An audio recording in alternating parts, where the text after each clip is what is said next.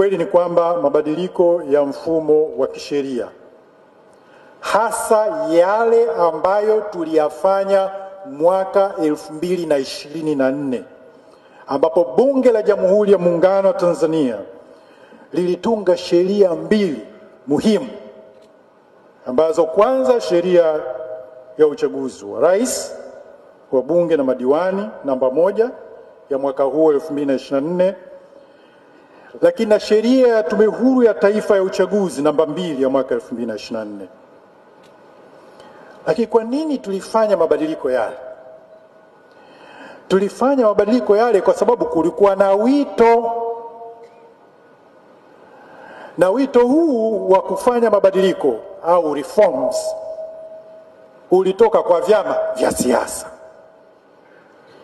ulitoka kwa wadau mbalimbali, kwamba kwa kuwa tunaelekea kwenye uchaguzi mkuu wa mwaka 2025 tufanye reforms au mabadiliko.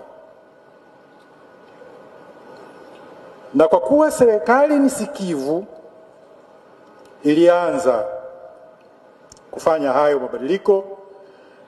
Na niseme tu kwamba, Mheshimiwa mgeni rasmi, chimbuko la mabadiliko ya sheria yale tuliyoyafanya mwaka 2024, kama nilivyosema, yalikuwa ni mapendekezo ya vyama vya siasa na wadau mbalimbali kupitia kikosi kazi maalum kilichoongozwa na Profesa Mkandara.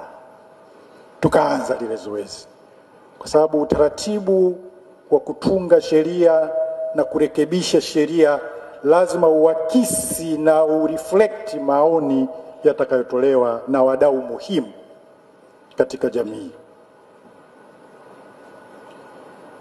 Na kikosi kazi kile, Mheshimiwa Rais mstaafu, kilipendekeza, baada ya maoni yale yote kwa ujumla, kwanza, pendekezo la kwanza ilikuwa ni kutungwa kwa sheria ya Tume Huru ya Uchaguzi. Na mtoa mada atakapokuja hapa, sitaki kuifilisi mapema, atachambua kwa kina yale mabadiliko makubwa, yani reforms zilizofanywa katika sheria ya Tume Huru ya Uchaguzi.